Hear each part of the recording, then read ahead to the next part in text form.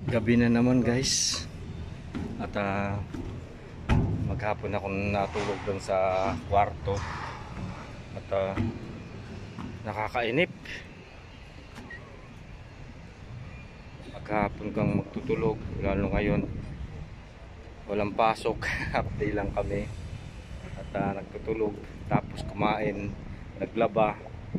At eto, nandito ngayon ako sa rooftop namin. Gabi na naman at bukas pasok na naman.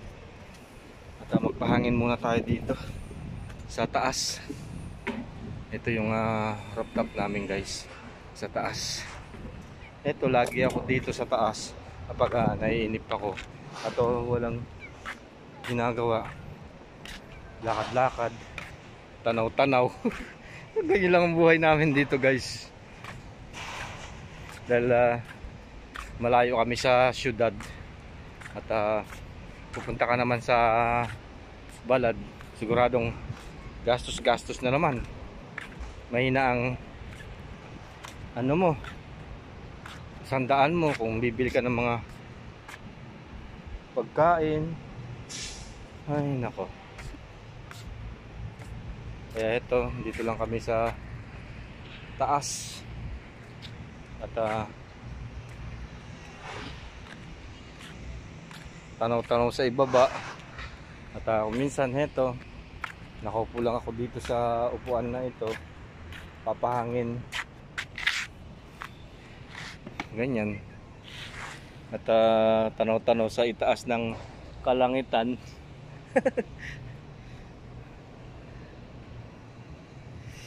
Ganyan lang ang buhay. Sana pagdating ng araw, yung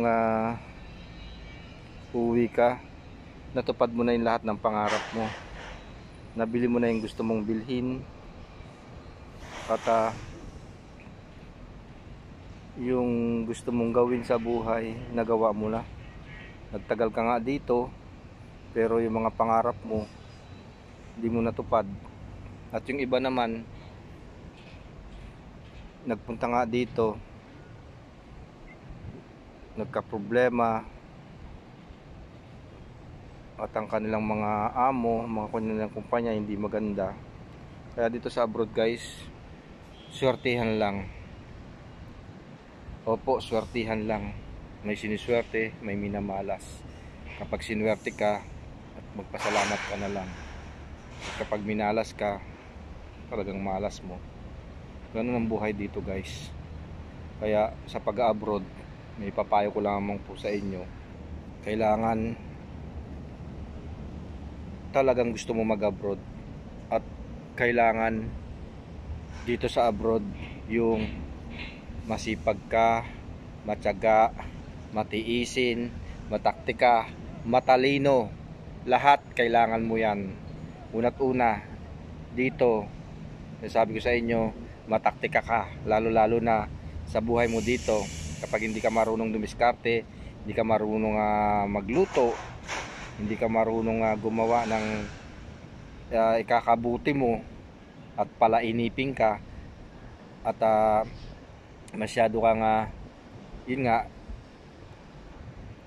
masyado kang mainitin ang ulo, at nakipag-away, wala, hindi ka tatagal dito. Kasi dito talagang pasensya ang kailangan, lalo na kapag ang nakakasama mo ay ibang lahi. Dahil ang ibang lahi, iba ang mga ugali niyan. One for all for one yan. Kapag inaway mo yung isa, siguradong aawayin ka ng isa. So dito, kailangan pasensyoso ka, matiisin, at mataktika, lalo sa buhay dito. Ang hirap din. At kailangan dito rin, kapag nag-abroad ka, marunong ka rin tumaktika, lalo sa iyong mga kinikita. Marunong ka mag-save, marunong ka mag-invest. Dahil kapag tumagal ka dito at wala kang naipon, uwi ka ng wala, tabla-tabla lang. Kung ano iniwan mo sa Pilipinas na hanger, yun din ang babalikan mo. Kaya kailangan marunong kang mag-ipon, mag-save ng mga pinagpaguran mo. Payo lang mo ito bilang isang OFW. Sa tagal-tagal ko na rin dito, sa abroad, at ito na ibabahagi ko sa inyo kung ano yung mga ginagawa ko, kung ano yung nagagawa natin. Ako bilang isang dito OFW din, ginagawa ko kung ano yung makakapagpasaya sa akin, ginagawa ko kung ano yung para hindi tayo mainip. Eto, kagaya ko pa vlogs at sinishare sa inyo yung mga nangyayari sa mga trabaho ko, sa mga site ko. At kapag ako'y nag-iisa, eto, at pa-vlogs para tayong tanga, di ba? Pero mainam po 'yun, yung naibabahagi mo, na-i-share mo sa mga tao kung ano yung mga buhay-buhay natin dito. Lalo na dito sa Saudi Arabia, napakahigpit. Kung ano yung maluwag ka sa Pilipinas, dito sa Saudi hindi mo magagawa 'yan kasi napakahigpit dito. Mangilan-ngilan, oo, siguro may mga lugar na nagagawa natin, pero hindi po lahat ay nagagawa natin dito dahil itong bansa na ito, Islam, Muslim, ay hindi pwede yung ganyan na pagsusugal, pag-iinom, bawal po dito. Yung iba siguro nagagawa, libangan, pero bawal po. Kapag nahuli po kayo, makukulong kayo. Ganyan ang lugar dito o bansa dito sa Middle East, napaka-stricto. Kaya kung minsan ito, kapag ako rin walang ginagawa at nag-vlogs at dobleng pag-iingat ko rin, lalo na kapag vlogs ka sa labas at makats mo o mabidyohan yung mga babae o yung mga topic na hindi maganda, huwag nyo na sambitin kasi dito, lalo na sa social media, lalo na sa ating kaharian, hindi po tayo pwedeng magsalita ng masama. Kailangan mabuti dahil siyempre bansa nila to, hindi tayo malaya. Siguro sa bansa natin pwede tayo magsalita, pero dito talagang kailangan ang pananalita natin maganda, maayos, at ang ating mga ginagawa ay maayos din. Trabaho natin dapat ayusin din natin. At unang-una din dito, kapag nasa abroad ka na rin, ingatan din natin ang ating sarili, dahil ang ating sarili, ito yung ating panlaban. Kung sakitan ka, paano ka makakapagtrabaho, di ba? Unang-una, yung mga tumagal na dito, kapag uuwi, ayun, may mga sakit, di ba? Sakit sa bato, sakit sa diabetes, sa puso, at yung iba na i-stroke, di ba? At yung iba namamatay dahil sa heart attack. Kasi nga yung habit natin ay hindi maganda. Kailangan ang pagkain natin ay nasa ayos. Lalo na ingat tayo sa mga matatamis, sa maalat, di ba? Yan ay nakakaapekto sa ating katawan. Ang matataba, kolesterol, saka yun nga, kapag makolesterol ka, ano mangyayari sa iyo? Mag-high blood. Kapag may diabetes ka, sa sobra sa matamis, di ba? Ang hirap. Kapag maalat naman, sakit sa bato. At sa stress naman, lalo na sa ating pamilya, iniisip natin, yung iba nawawalan na ng ulirat, at yung iba dito matagal din dito, umuwi, na homesick. Kailangan dito talaga, kapag nandito ka na, pangatawanan muna.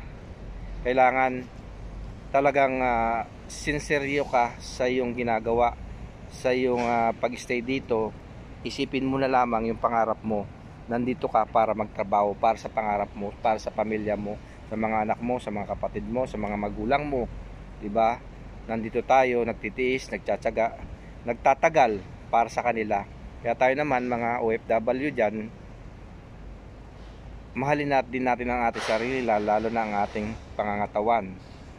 Ayusin natin ang pagkain natin. Ganyan po ang kailangan natin. At una pa rin ang pananalig sa Diyos, na magtiwala sa Kanya, nabigyan niya pa tayo ng lakas para mapagtagumpayan kung ano man mga problema natin. Manalangin tayo, ibigay natin sa Kanya sa Kanya ang ating mga problema, at hilingin natin kay Allah ang ating mga kailangan, at ang Allah naman siya ang magbibigay sa atin. Ang alay mahawain, mahabagin, mapagpatawad, lahat ay ihiling natin sa Kanya para yung ating buhay gumanda at ang ating karamdaman, kung may sakit man tayo, ay gabayan niya tayo at iwaksi sa mga anumang mga karamdaman at masamang tao ilayo at maging matiwasay ang ating pamumuhay. Ganyan po ang gawin natin. So ayan guys, sana nasyan po kayo ngayon sa aking vlogs Pobreng Kapampangan uli at maraming salamat sa mga manonood natin dyan.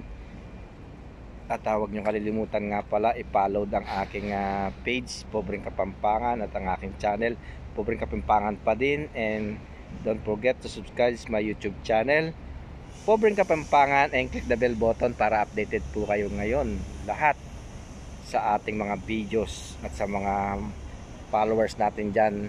Nasa 10.5 na po tayo at mag-11,000 na po tayo ng followers. Yan, maraming salamat sa panonood. Even though na walang masyadong viewers at sa mga followers natin dyan, sana ay manood po kayo at mag-like, mag-comments. Yun lang po yung kinasasaya ng isang content creator na katulad ko, na meron mag-appreciate sa mga ginagawa natin, lalo na ngayon, di ba?